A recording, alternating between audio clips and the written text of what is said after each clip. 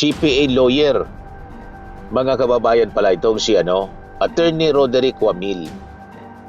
Siya yung present, mga kababayan, na witness ng prosecution. Sa Article 1 ng impeachment, malalim na karanasan bilang auditor.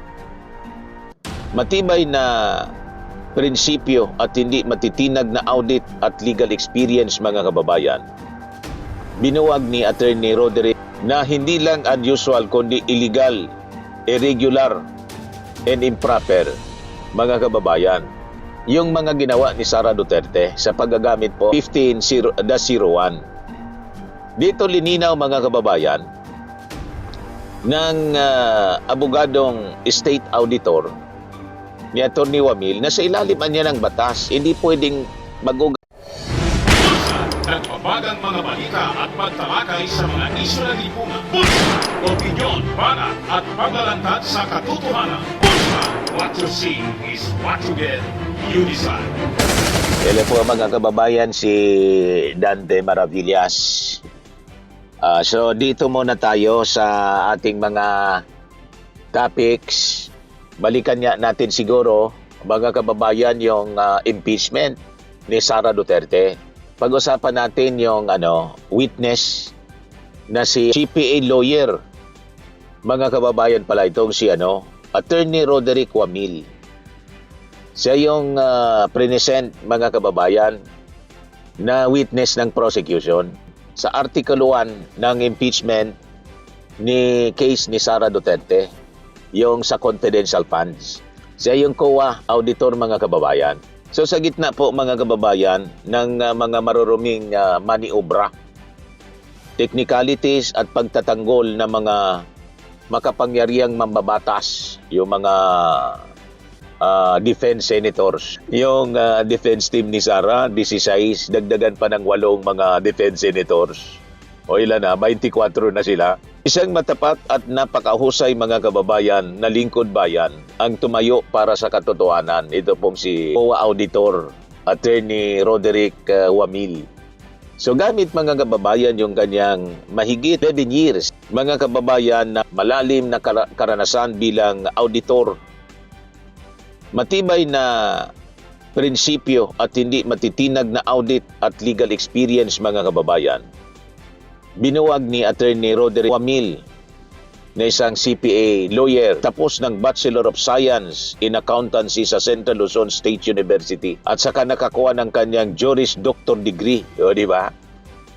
Sa Arellano University School of Law, ang barikada ng palusot sa Senado. So bilang dating State Auditor sa Intelligence and Confidential Funds Audit Office o ICFAO, at saka kasalukuyang audit team leader, attorney for Commission on Audit, tinabla, mga kababayan, at hinarap niya ang mga kapangyarihang opisyal, itong mga defense senators. So napatunayan ni Attorney Roderick Wamil ng bawat sentimo ng bayan ay may pananagutan, mga kababayan. Di ba? At walang sino mang opisyal, gaano man ka-impluensya, ang pwedeng magtago sa likod ng mga peking resibo at saka sa mga bulok na depensa kapag ang batas na bumangga. So, giba sila ngayon, mga kababayan, kay Wamil. Ngayon, unahin natin yung pagtatanong, panggigisa, mga kababayan, kay Attorney Wamil ni Defense Senator Alan Peter Cayetano, na hindi lang unusual kundi illegal, irregular, and improper, mga kababayan, yung mga ginawa ni Sara Duterte sa paggagamit po ng pagasta ng kanyang confidential funds. So ang issue po, sinubukan ni Senator Judge Alan Peter Cayetano na bawasan ang bigat ng kasalanan sa pamamagitan ng pag-question kung kailan nagiging krimen ang isang simpleng error o pagkakamali sa dokumentasyon. Sabi po ni Alan, partikular na ang pagbili daw ng mga gamot gamit ang confidential funds na walang opisyal na resibo. Iginit, mga kababayan, ni Cayetano na hindi porket iba o kakaiba ang transaksyon ay krimen na daw agad ito. Kita niyo yung mga linyahan ng depensa ni Cayetano na dapat hindi niya yung ginagawa. Sabi ni Cayetano, my point is, just because it's unusual niya, it does not mean it's illegal or whatever. Tama po ba? Sabi ni Cayetano. At what line does it cross between nagkamali lang yung isang public official sa pag-liquidate, and what point is it criminal? Ngayon, mga kababayan, dito tayo sa resibo. Ang resibo at mismong sagot ni Attorney Wamil kay Cayetano. Hindi nagpatinag po, mga kababayan, itong si Wamil sa matinding pagigisa ng senador. Dinala niya ang kanyang talas bilang isang CPA lawyer at binalikan ng depensang ito gamit ang mismong definisyon ng batas. Magaling po si Wamil. So, ito yung mismong sagot ni Attorney Wamil, mga kababayan. Nilinaw niya sa Senado na nag-issue, mga kababayan, yung COA ng Notice of Suspension at Disallowance dahil kapag ang isang disbursement niya o pagasta ay walang sapat na lehitimong dokumento, ang transaksyon ay lumalabas na illegal, irregular o improper. Lalong nadurog siya, si Sara. Kapag natanong gusto niyang iligtas si Sara, mga kababayan, lalo na nadiin. Ang kanyang dagdag na paliwanag, mga kababayan, sa batas, under the relevant circular niya, failure to properly liquidate confidential funds gives rise to a prima facie presumption of misuse or misappropriation. O, di ba? Basag si Alan. Ibinagsak ni Attorney Wamil ang pinakang resibo.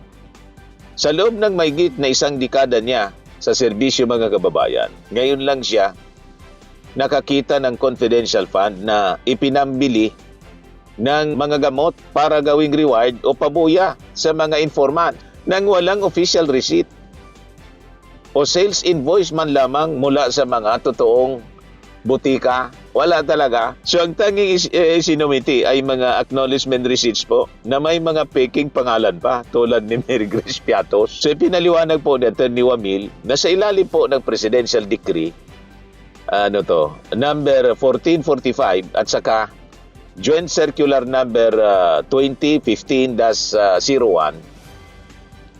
ang pagkabigo na mag-produce ng tamang liquidation niya ay nagpapakita ng prima facie presumption na ang pondo ay nagamit sa personal, kapakinabangan o na misappropriate. Sa madaling sabi, na bulsa.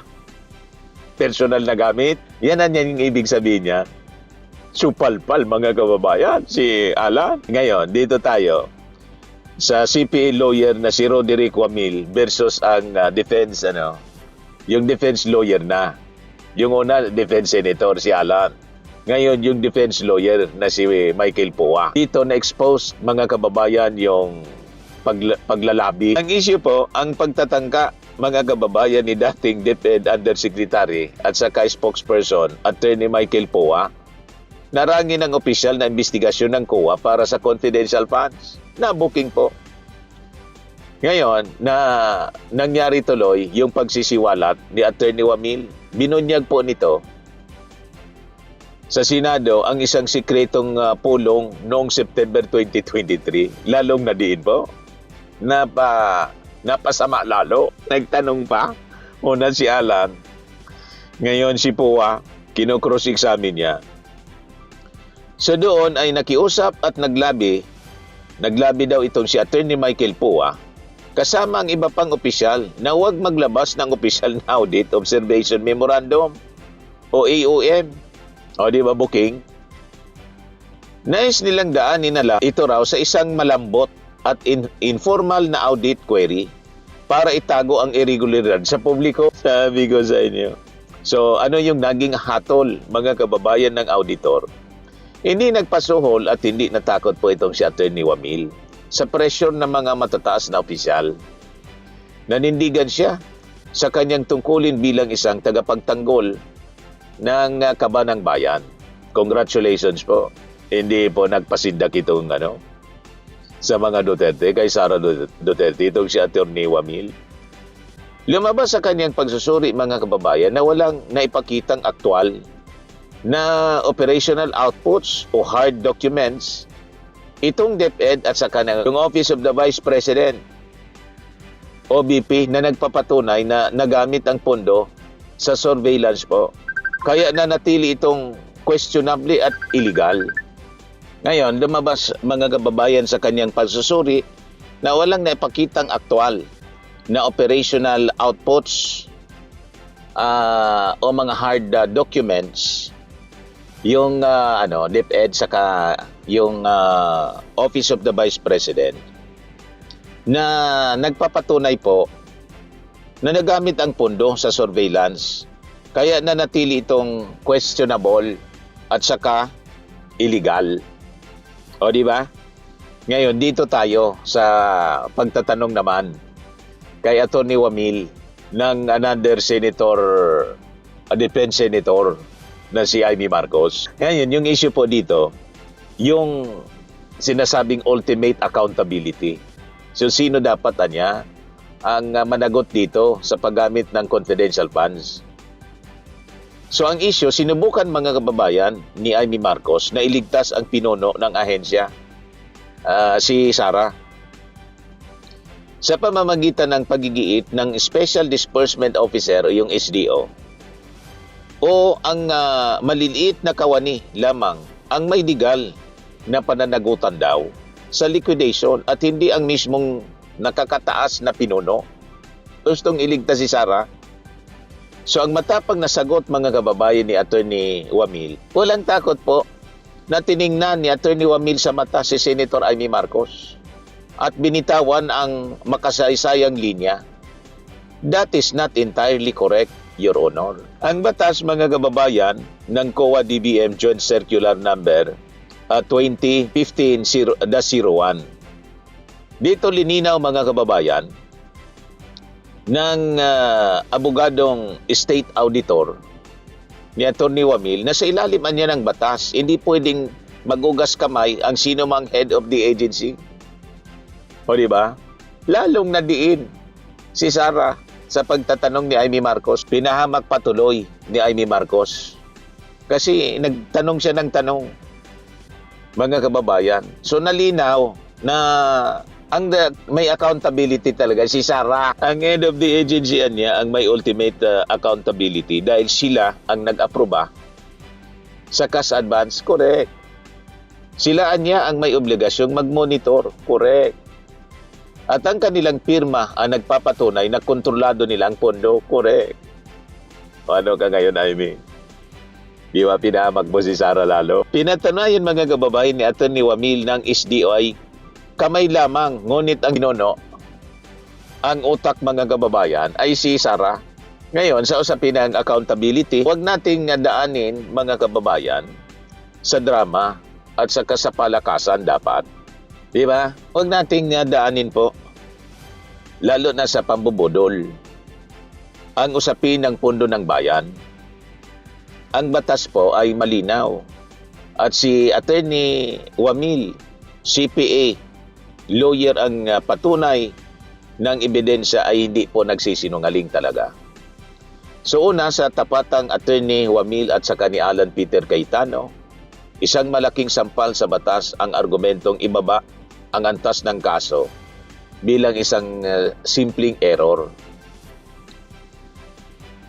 Simpleng error lang daw sa dokumento, mga kababayan, sabi ni Cayetano.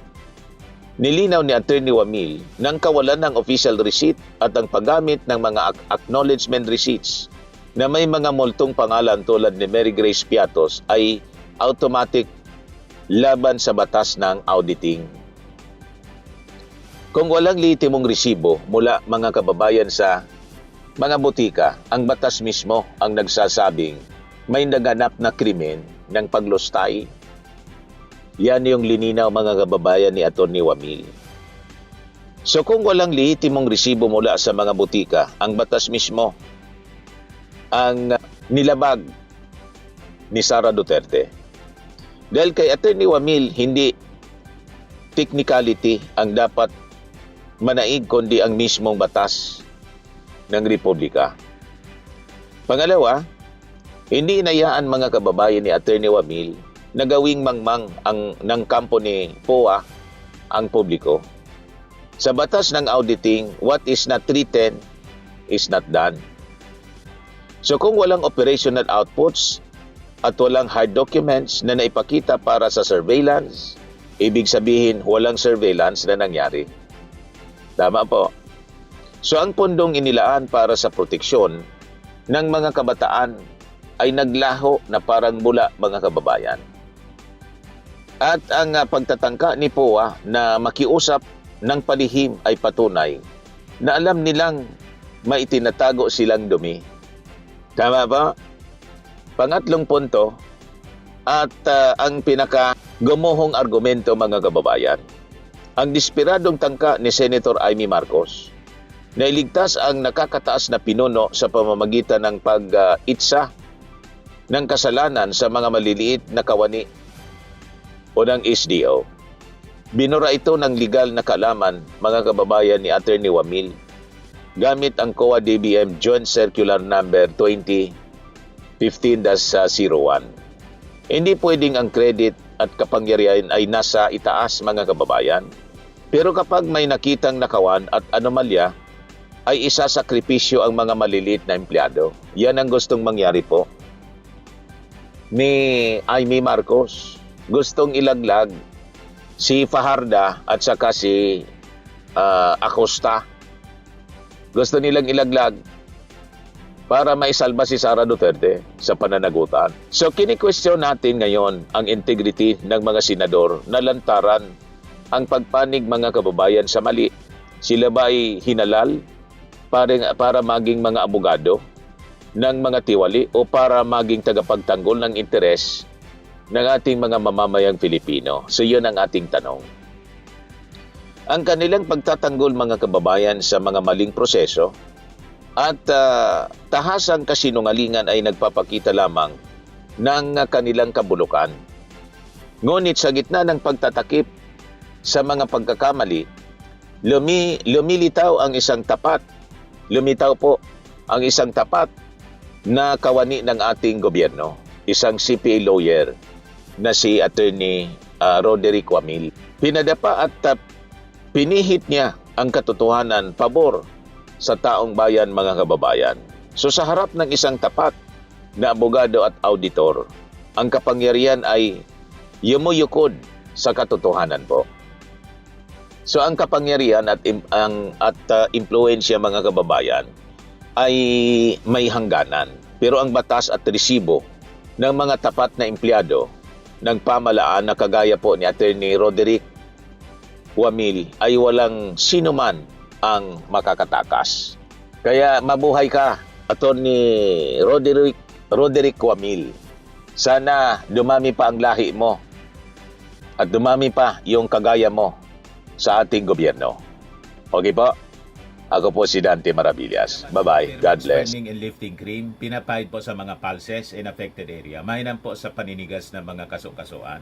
Ito naman po, Automax Radiant Serum. Sa mukha naman yung application. Anti-aging po siya. You will look 10 years younger than your age. Sa mga cancer patients naman po, baka lang gusto ninyo itong itry. Neng siya red mixed fruit drink. Hindi mo po siya gamot, food supplement siya. Kaya lang, gawa siya, mga kababayan, sa goji berry. Yung goji berry may anti-cancer properties. O ngayon, yung mga inquiries ninyo, dumiritso na lang kayo sa aming messenger sa Facebook para masagot namin agad. Ayos pa? Ayos na ayos niya, Mr. Maravilla. Sa mga nagana po ng malinis and spacious fitness gym, pumunta lang po kayo sa aming Colossal Fitness Gym. May Grab car rental din po kami. But anyway, ito po pala yung aming bagong product na binibenta online.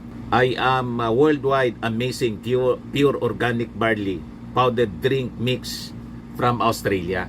Negosyo to ng aking anak na architect entrepreneur Riz Maravillas. Ayan po. Kontakin na lang po ninyo siya, Riz Maravillas on Facebook. Ang mga health benefits niya, boost immunity, improves digestion, enhance energy levels, packed with antioxidants, prevent cancer. Ito naman po yung bago naming product na binibenta online. Eye Glow Serum, whitening po siya. Tingnan ninyo yung epekto sa aking anak na architect before and now. Yung mga inquiries po ninyo, dumiretso na lang kayo sa kanyang Facebook account, Riz Maravillas.